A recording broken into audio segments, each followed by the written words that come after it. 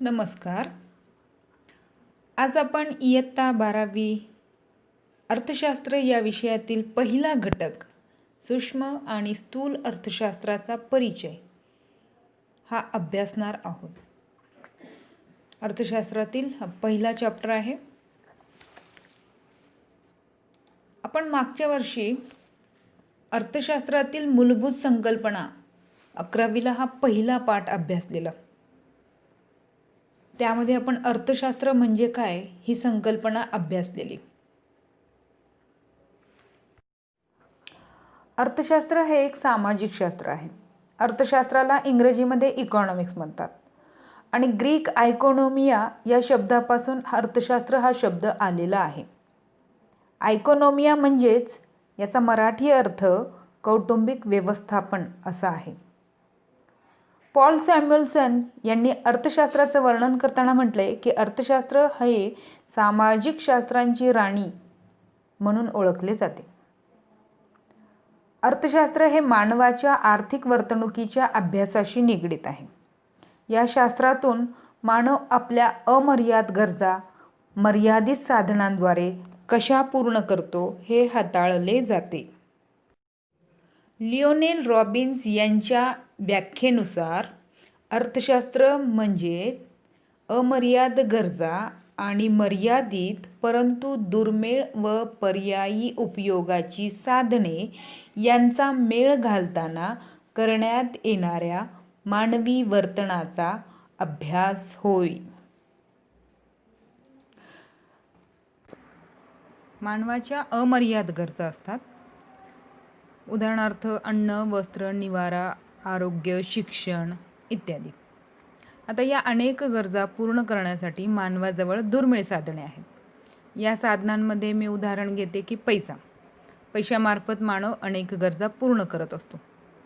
परंतु एखाद्या व्यक्तीकडे जर पैसा कमी प्रमाणात असेल, हे साधन कमी प्रमाणात असेल, तर तो आपल्या जास्तीत जास्त किंवा सर्व गरजा एका वेळेस पूर्ण करू शकत नाहीत. त्यावेळेस तो काय करतो? आधी महत्त्वाच्या गरजा पूर्ण करतो, नंतर कमी महत्त्वाच्या गरजा पैसा किंवा ते साधन शिल्लक राहील तर तो पूर्ण करणार. मग आता करमणूक ही एक मानवाची गरज आहे. त्याच्याबरोबर अन्न ही पण गरज आहे.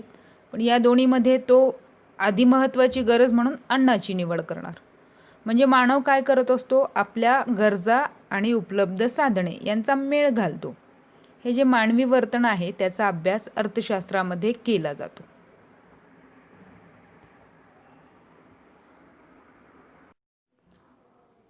इयत्ता 12वीसाठी जे अर्थशास्त्राचं पुस्तक आहे त्याच्या अभ्यासक्रमानुसार आपल्याला ही प्रकरणे आहेत. पहिलं प्रकरण असणार आहे सूक्ष्म आणि स्थूल अर्थशास्त्राचा परिचय. दुसरं असेल उपयोगिता विश्लेषण. तिसऱ्यामध्ये अ आणि ब असे 2 भाग केलेले आहेत. मागणीचे विश्लेषण, मागणीची लवचिकता. चौथं प्रकरण असेल पुरवठा विश्लेषण. 5वं प्रकरण असेल बाजाराचे प्रकार. 6वं असेल निर्देशांक. 7वं आहे राष्ट्रीय उत्पन्न. 8वं प्रकरण आहे भारतातील सार्वजनिक वित्त व्यवहार. 9वं प्रकरण आहे भारतातील नाणे बाजार आणि भांडवल बाजार. आणि शेवटचं प्रकरण आहे भारताचा विदेशी व्यापार. आज आपण सूक्ष्म आणि स्थूल अर्थशास्त्राचा परिचय हा पहिलं प्रकरण आपण अभ्यासणार आहोत. मी थोडक्यात तुम्हाला प्रकरणांची नावे सांगितलेली आहेत की जेणेकरून तुम्हाला कल्पना येईल की आपल्याला 12वीसाठी कोणकोणती 10 प्रकरणे आहेत. तर आता पहिलं प्रकरण असेल सूक्ष्म अर्थशास्त्र आणि स्थूल अर्थशास्त्राचा परिचय. या प्रकरणामध्ये आपण काय काय पाहणार आहोत आता त्याच्याकडे लक्ष देऊयात. सूक्ष्म आणि स्थूल अर्थशास्त्राचा परिचय या प्रकरणामध्ये आपण प्रस्तावना पाहणार आहोत आधी. त्यानंतर सूक्ष्म अर्थशास्त्राची ऐतिहासिक वाटचाल, स्थूल अर्थशास्त्राची ऐतिहासिक वाटचाल हा भाग पाहणार आहोत. त्यानंतर सूक्ष्म अर्थशास्त्राची अर्थ आणि व्याख्या पाहणार आहोत. तसेच स्थूल अर्थशास्त्राची अर्थ आणि व्याख्या पाहणार आहोत. सूक्ष्म अर्थशास्त्राची व्याप्ती व अभ्यास विषय, स्थूल अर्थशास्त्राचा व्याप्ती व अभ्यास विषय पाहणार आहोत. या दोन्ही भागाची वैशिष्ट्ये पाहणार आहोत. तसेच महत्त्व, उपयुक्तता आणि शेवटचा भाग आहे सूक्ष्म आणि स्थूल अर्थशास्त्र यांच्यामधील फरक. ॲडम स्मिथ यांनी अर्थशास्त्राची व्याख्या करताना आपल्याला सांगितलेलं आहे की अर्थशास्त्र हे संपत्तीचे शास्त्र आहे. राष्ट्राची संपत्ती या त्यांच्या ग्रंथामध्ये त्यांनी ही संकल्पना मांडलेली आहे. अर्थशास्त्र म्हणजे संपत्तीचे अर्थशास्त्र, की आपण पैशाचा व्यवहार कसा करायचा ते या शास्त्रामध्ये शिकवलं जातं. आता या अर्थशास्त्राचे 2 भागामध्ये विभागणी झाली, सूक्ष्म अर्थशास्त्र, स्थूल अर्थशास्त्र.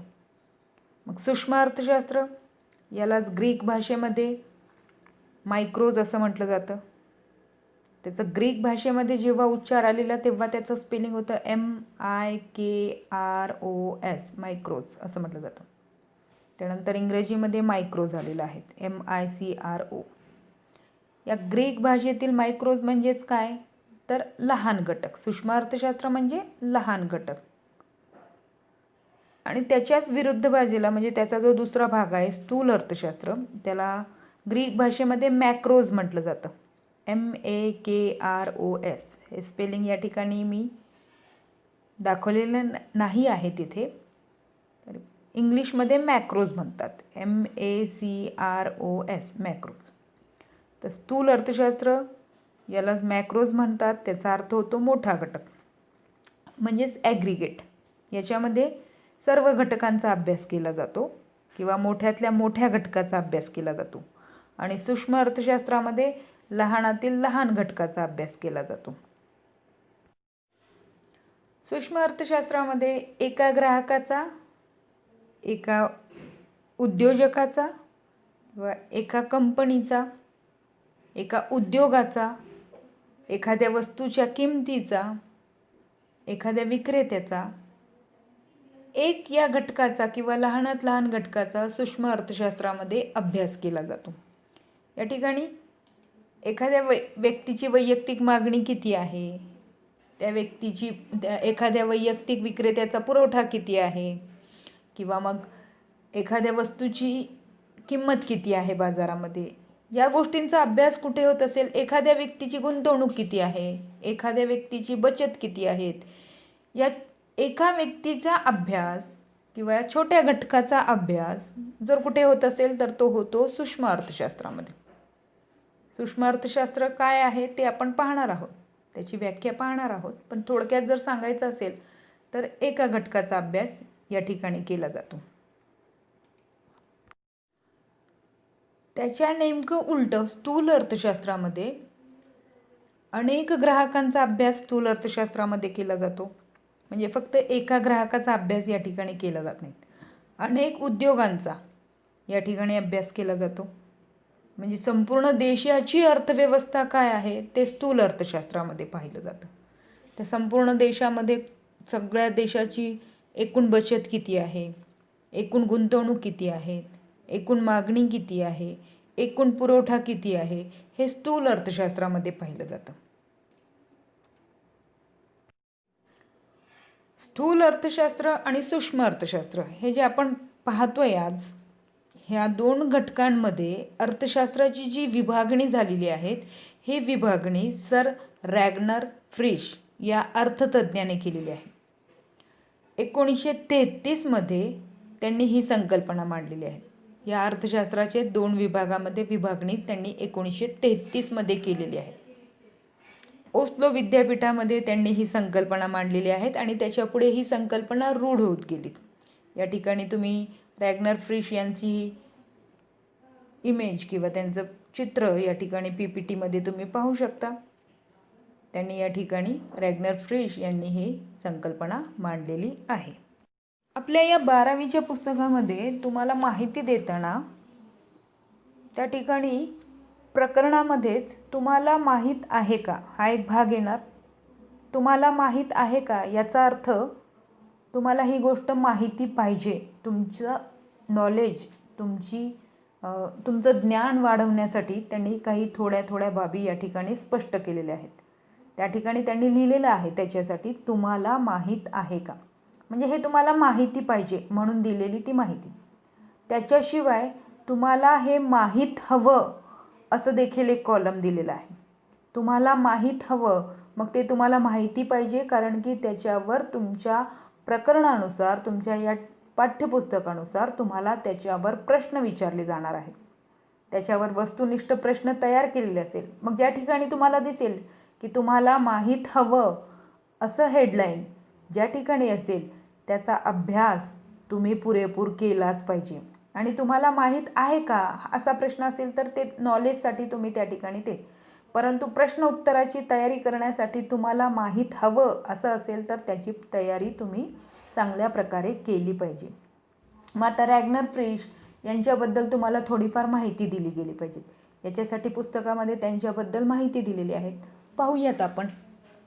रॅग्नर अँटन किट्टिल फ्रिश हे त्यांचं पूर्ण नाव. त्यांचा जन्म 1895 रोजी झाला. त्यांचा मृत्यू 1973 झालेला आहे. हे नॉर्वे येथील आहेत. मग नॉर्वेचे अर्थमिती व अर्थशास्त्राचे तज्ज्ञ होते ते. त्यांना 1969 साली अर्थशास्त्रासाठी प्रथम नोबेल स्मृती पुरस्कार जॅन टिम्बरजेन यांच्यासोबत प्राप्त झाला. म्हणजे त्यांना एकट्यांना पुरस्कार मिळाला नव्हता, त्यांच्याबरोबर तो स्वीकारला होता. ते दुसरे अर्थतज्ज्ञ होते जॅन टिम्बरजेन. ते देखील अर्थमिती शास्त्राचे जनक होते. अर्थमिती शास्त्र म्हणजे काय आहे? आता अर्थशास्त्र म्हणजे सांगितलं मी तुम्हाला काय आहे, की मानवाच्या अमर्याद गरजा असतात, त्या पूर्ण करण्यासाठी मर्यादित साधने आहेत. मग ती साधने, मर्यादित साधनांचा वापर करून आपल्या जास्तीत जास्त गरजा कशा पूर्ण करता येतील याचा मेळ घालण्यासाठी जे प्रयत्न केला जातो, जो अभ्यास केला जातो, त्या शास्त्राला अर्थशास्त्र म्हणतात. तसं मग आता अर्थमितीशास्त्र काय आहे हा प्रश्न तुम्हाला पडला असेल. अर्थमितीशास्त्रामध्ये गणितीय प्रारूपे, संख्याशास्त्रीय तंत्रे यांचा वापर अर्थशास्त्रीय सामग्रीच्या आणि सिद्धांताच्या विश्लेषणासाठी करण्यात येतो. म्हणजे आता आपल्याला दारिद्र्याचं प्रमाण किती आहे भारतात याची जी सांख्यिकीय माहिती काढली जाते, बेकारी किती आहे याची सांख्यिकीय माहिती गोळा केली जाते, त्याच्यावरून सिद्धांत मांडले जातात.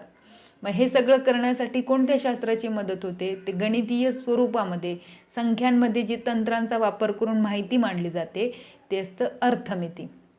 मग त्याचा वापर केला जातो. त्याचे ते जनक होते ते आहे जॅन टिम्बरजन.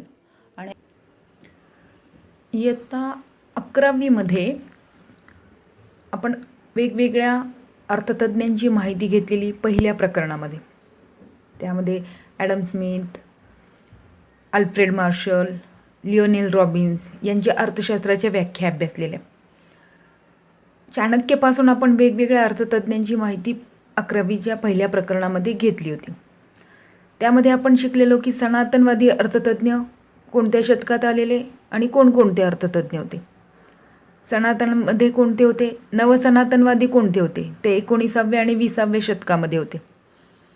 त्यानंतर आधुनिक संप्रदाय 20व्या शतकापासून ते आजपर्यंत असे आधुनिकवादी अर्थतज्ज्ञ कोणते. अशा 3 विभागामध्ये अर्थतज्ज्ञांची विभागणी आपण पाहिलेली. मग 18व्या शतकामध्ये Adam Smith, David Ricardo, J.S. Mill, T.R. Malthus यांचा समावेश होतो. 19व्या शतकातील नवसनातनवादी अर्थतज्ज्ञांमध्ये Alfred Marshall, A.C. Pigou, Irving Fisher यांचा समावेश होतो. आणि आधुनिकवादी अर्थतज्ज्ञ 20व्या शतकापासून ते आहे J.M. Keynes, Lionel Robbins, Paul Samuelson यांचा याच्यामध्ये समावेश होतो. मग आता या 3 अर्थतज्ज्ञांनी जे या ठिकाणी माहिती दिलेली आहेत अर्थशास्त्रामध्ये, त्यांनी वेगवेगळे सिद्धांतांचा विकास केलेला आहे, शोध लावलेला आहे, त्यानुसार त्यांची या ठिकाणी माहिती दिलेली आहे. आता याच्यानंतर आपण पाहणार आहोत सूक्ष्म अर्थशास्त्राची ऐतिहासिक वाटचाल. सूक्ष्मलक्षी अर्थशास्त्राची ऐतिहासिक वाटचाल काय आहे हे आपण पाहणार आहोत. तर सूक्ष्मलक्षी आर्थिक विश्लेषण सर्वात आधी विकसित केले गेले असून हा एक पारंपरिक दृष्टिकोन आहे. या विश्लेषण पद्धतीचा प्रारंभ सनातनवादी अर्थशास्त्रज्ञांच्या कालखंडात झालेला दिसतो. यात Adam Smith, David Ricardo, J.S. Mill यांचा समावेश होतो. सनातनवादी अर्थशास्त्रज्ञ कोणकोणते आहेत हे आपण आता याच्या आधी पाहिलेले आहेत. त्यांच्यामध्ये या अर्थतज्ञांचा समावेश होतो. त्यानंतर नवसनातनवादी आले. नवसनातनवादी 19व्या शतकामध्ये आले. त्यांच्यामध्ये त्यामध्ये डॉक्टर मार्शल यांनी सूक्ष्मलक्षी आर्थिक विश्लेषण लोकप्रिय करण्याचं काम केलं. डॉक्टर मार्शल यांचा अर्थशास्त्राची मूलतत्वे हा ग्रंथ 1890मध्ये प्रकाशित झाला. म्हणजे यामध्ये 19व्या आणि 20व्या शतकातील अर्थतज्ञ आहेत. डॉक्टर मार्शल यांच्याशिवाय प्राध्यापक पिगू, J.R. हेक्स, प्राध्यापक सॅम्युएल्सन, श्रीमती जॉन रॉबिन्सन यांनी सूक्ष्म अर्थशास्त्राच्या विकासामध्ये मोलाचे योगदान दिलेले आहे.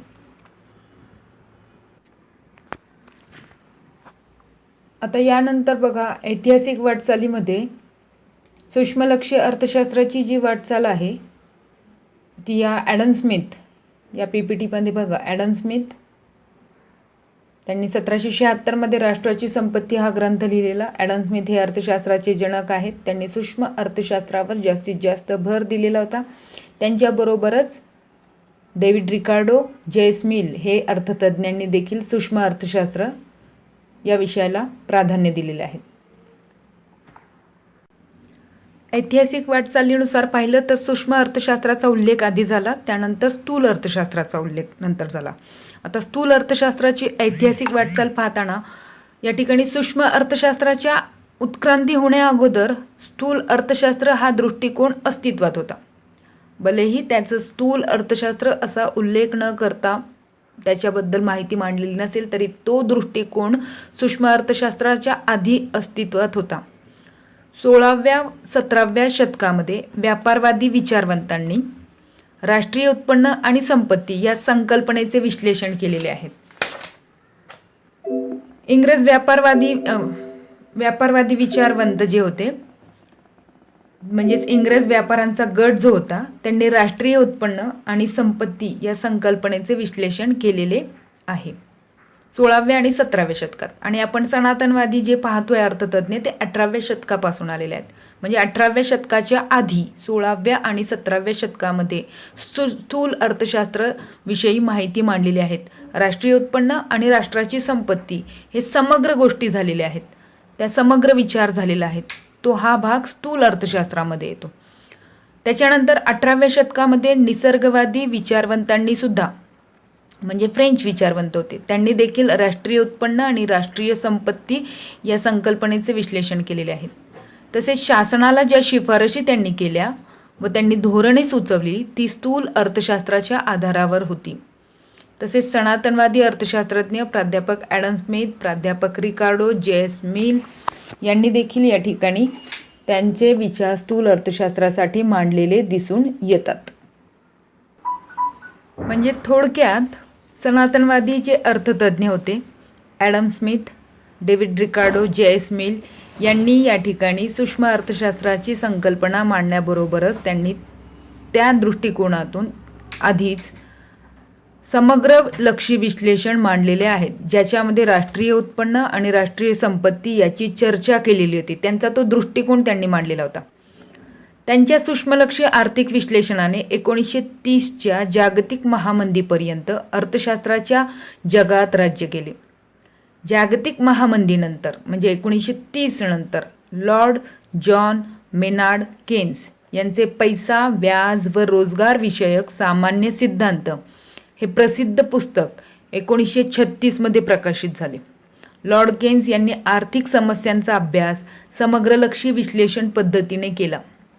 म्हणजे त्यांनी आर्थिक समस्या ज्या असतात त्या एका घटकाचा अभ्यास करून मांडल्या नसून त्यांनी सगळ्या घटकांचा अभ्यास करून त्या समस्या मांडलेल्या होत्या. त्यामुळे समग्रलक्षी दृष्टिकोनाच्या विकासाचे श्रेय लॉर्ड केन्स यांनाच दिले जाते. लॉर्ड केन्स यांच्या व्यतिरिक्त माल्थस, विकसेल, वॉलरा, आयर्विंग फिशर इत्यादी अर्थशास्त्रज्ञांचे स्थूल अर्थशास्त्राच्या विकासात मोलाचे योगदान आहेत. म्हणजे बघा, या ठिकाणी आपण सूक्ष्मलक्षी अर्थशास्त्राविषयी कोणकोणत्या अर्थतज्ञांनी आपले मत मांडलेले आहेत, त्यानंतर स्थूल अर्थशास्त्रामध्ये कोणकोणत्या अर्थतज्ञांनी त्यांचे योगदान दिलेले आहेत याची विभागणी आपण केलेली आहे. आधी सूक्ष्मलक्षी अर्थशास्त्र अस्तित्वात आला, त्यानंतर समग्रलक्षी अर्थशास्त्र अस्तित्वात आला. सुरुवातीला लहान घटकांचा अभ्यास पाहण्यात आला, त्यानंतर समग्र घटकांचा अभ्यास पाहण्यात आला. परंतु याचा अर्थ असा कुठेही नाही की समग्रलक्षी अर्थशास्त्र हा सूक्ष्मलक्षी अर्थशास्त्रानंतरच सुरुवात झाली.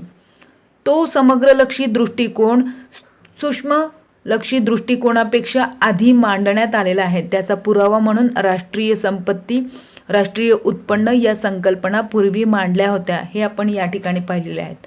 आणि त्याच्या आधी आपण पाहिलेले आहेत की सनातनवादी, नवसनातनवादी, आधुनिकवादी या 3 गटांमध्ये कोणकोणत्या अर्थतज्ज्ञांचा उल्लेख केला जातो आणि कोणत्या शतकापासून त्यांनी कशा पद्धतीने कामगिरी केलेली आहे. ऐतिहासिक वाटचाल पाहताना स्थूल अर्थशास्त्रामध्ये या ठिकाणी सूक्ष्म अर्थशास्त्राच्या आधी स्थूल अर्थशास्त्र अस्तित्वात होते, हा मुद्दा लक्षात ठेवायचा.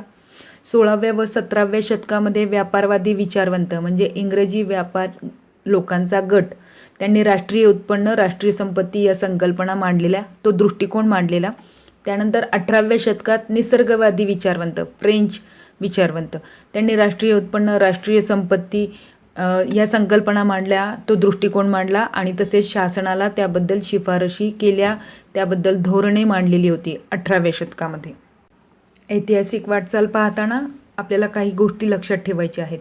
सनातनवादी विचारवंत जे होते ॲडम स्मिथ, रिकार्डो, J.S. मिल यांनी देखील राष्ट्रीय उत्पन्न, राष्ट्रीय संपत्ती एकत्र अभ्यासल्या होत्या. 1930च्या महामंदीनंतर लॉर्ड जॉन मेनार्ड केन्स यांनी 1936मध्ये पैसा, व्याज व रोजगार याविषयी ग्रंथ लिहिला आणि त्याच्यामध्ये त्यांनी राष्ट्रीय समस्या समग्र दृष्टिकोनातून सर्व बाजूंनी अभ्यासला होता. त्यामुळे समग्रलक्षी अर्थशास्त्राच्या विकासाचे श्रेय लॉर्ड जॉन मेनार्ड केन्स यांना जाते, हा मुद्दा लक्षात ठेवायचा आहे. त्याच्यामुळे सगळ्या अर्थतज्ज्ञांची आपण विभागणी केलेली आहे.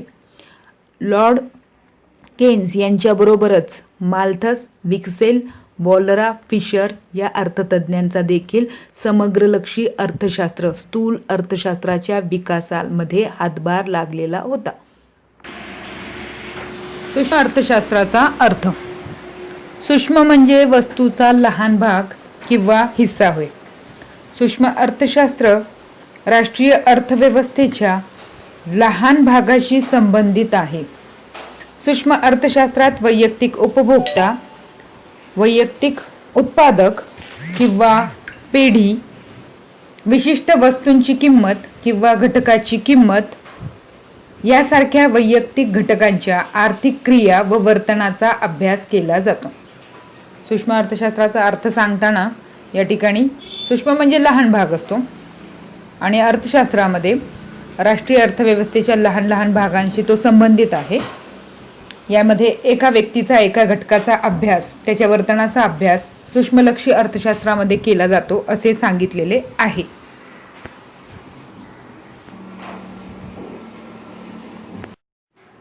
मागच्या वर्षी आपण केनेथ बोल्डिंग यांची सूक्ष्म अर्थशास्त्राची व्याख्या पाहिली होती. त्यांची व्याख्या विशिष्ट उत्पादन संस्था, विशिष्ट कुटुंब, वैयक्तिक किमती, वेतन, उत्पन्न, वैयक्तिक उद्योग आणि विशिष्ट वस्तूंचा अभ्यास करणारे शास्त्र म्हणजे सूक्ष्म अर्थशास्त्र होय. ही व्याख्या लक्षात ठेवण्यासाठी एक छोटंसं टेक्निक खाली दाखवते मी की विशिष्ट हा शब्द, त्यामध्ये विशिष्ट उत्पादन संस्था, विशिष्ट कुटुंब. मग विशिष्ट या शब्दाच्या पुढे 2 गोष्टी लक्षात ठेवायच्या आहेत, उत्पादन संस्था, कुटुंब, वैयक्तिक किमती, उत्पन्न. पुन्हा विशिष्ट हा शब्द वापरायचा. इथे वैयक्तिक लिहिला तरी चालणार आहे. विशिष्ट, विशिष्ट उद्योग आणि विशिष्ट वस्तूंचा अभ्यास करणारे शास्त्र म्हणजे सूक्ष्मलक्षी अर्थशास्त्र होय. सूक्ष्म अर्थशास्त्राची व्याख्या आपण ही मागच्या वर्षीची पाहिली. आता त्याच्यानंतर या पाठ्यपुस्तकामध्ये तुम्हाला सूक्ष्मलक्षी अर्थशास्त्राच्या महत्त्वाच्या व्याख्या दिलेल्या आहेत. पहिली व्याख्या आहे मॉरिस डॉब यांची. अर्थव्यवस्थेचे सूक्ष्मदर्शी अध्ययन म्हणजे सूक्ष्म अर्थशास्त्र होय. सोपी आहे, एका वाक्यात लिहायची आहे. अर्थव्यवस्थेचे सूक्ष्मदर्शी अध्ययन म्हणजे सूक्ष्म अर्थशास्त्र होय. त्यानंतर दुसरी व्याख्या आहे A.P. लर्नर यांची. सूक्ष्म अर्थशास्त्राद्वारे अर्थव्यवस्थेकडे जणू काही सूक्ष्मदर्शकाद्वारे पाहिले जाते. अर्थव्यवस्था रूपी शरीरातील लाखो पेशी म्हणजे व्यक्ती आणि कुटुंबे उपभोक्त्याच्या रूपाने आणि व्यक्ती व उत्पादन संस्था उत्पादकाच्या रूपाने अर्थव्यवस्थेच्या संचालनात कशा प्रकारे भूमिका पार पाडतात हे अभ्यासण्यासाठी सूक्ष्मलक्षी अर्थशास्त्र या पेशींकडे जणू काही सूक्ष्मदर्शकातून पाहते. सूक्ष्मदर्शक म्हणजे मायक्रोस्कोप असतो, त्याच्यातून त्या ठिकाणी शरीरातील पेशींचा अभ्यास करताना त्या मशिनीचा जसा वापर केला जातो तसं या ठिकाणी सूक्ष्म अर्थशास्त्राद्वारे अर्थव्यवस्थेमध्ये लहान लहान घटकामध्ये कोणकोणते बदल कशा पद्धतीने होता याचा अभ्यास करण्यासाठी या अर्थशास्त्राचा किंवा या अर्थव्यवस्थेचा अभ्यास केला जातो. त्यानंतर स्थूल अर्थशास्त्राचा अर्थ. जसं सूक्ष्म अर्थशास्त्राचा अर्थ पाहिला, आता स्थूल अर्थशास्त्राचा अर्थ. स्थूल अर्थशास्त्र संपूर्ण अर्थव्यवस्थेचे विश्लेषण करणारी अर्थशास्त्राची एक शाखा आहे. उदाहरणार्थ एकूण रोजगार, राष्ट्रीय उत्पन्न, राष्ट्रीय उत्पादन, एकूण गुंतवणूक, एकूण उपभोग, एकूण बचत, सर्वसाधारण किंमत, व्याजदर पातळी, व्यापार चक्रातील चढ उतार, व्यवसायातील चढ उतार इत्यादी याला स्थूल अर्थशास्त्र असं म्हटलेलं आहे. त्याचा तो थोडक्यात अर्थ सांगितलेला आहे. थोडक्यात सांगायचं म्हणजे स्थूल म्हणजे वस्तूचा मोठा भाग, मोठा हिस्सा. स्थूल अर्थशास्त्र संपूर्ण अर्थव्यवस्थेचे विश्लेषण करणारी शाखा आहे. यामध्ये राष्ट्रीय उत्पन्न, राष्ट्रीय उत्पादन, एकूण रोजगार, एकूण उपभोग, एकूण बचत, सर्वसाधारण किंमत, व्यापार चक्रातील चढउतार समग्र घटकांचा अभ्यास केला जातो. स्थूल अर्थशास्त्राची व्याख्या प्राध्यापक J.L. हॅन्सेन यांनी केलेली आहे. त्यांची व्याख्या अशी आहे: स्थूल अर्थशास्त्र ही अर्थशास्त्राची अशी शाखा आहे की ज्यात एकूण रोजगार, एकूण बचत, एकूण गुंतवणूक, राष्ट्रीय उत्पन्न यासारख्या मोठ्या समुच्चयांचा व त्यांच्यातील परस्पर संबंधांचा विचार करण्यात येतो. म्हणजे थोडक्यात हॅन्सेन यांनी सांगितलेलं आहे की स्थूल अर्थशास्त्रामध्ये एकूण सगळ्या, उदाहरणार्थ भारताची अर्थव्यवस्था आहे, तर भारतामध्ये एकूण किती रोजगार उपलब्ध आहेत, भारताची एकूण बचत किती आहेत, भारतामध्ये प्रत्येक वर्षी किंवा ठराविक वर्षी ठराविक कालावधीमध्ये किती गुंतवणूक केली जाते, भारताचं ठराविक कालावधीमध्ये राष्ट्रीय उत्पन्न किती आहे, हा जो अभ्यास केला जातो त्याला स्थूल अर्थशास्त्र असं म्हटलेलं आहे. त्यानंतर दुसरी व्याख्या आहे प्राध्यापक कार्ल शॅपिरो यांनी काय म्हटलेलं आहे की स्थूल अर्थशास्त्र अर्थव्यवस्थेच्या संपूर्ण कार्यपद्धतीशी संबंधित आहे. ही दुसरी व्याख्या तुम्हाला लक्षात ठेवणं सोपं आहे आणि बोर्डाच्या परीक्षेमध्ये ते लिहिणं देखील सोपं आहे.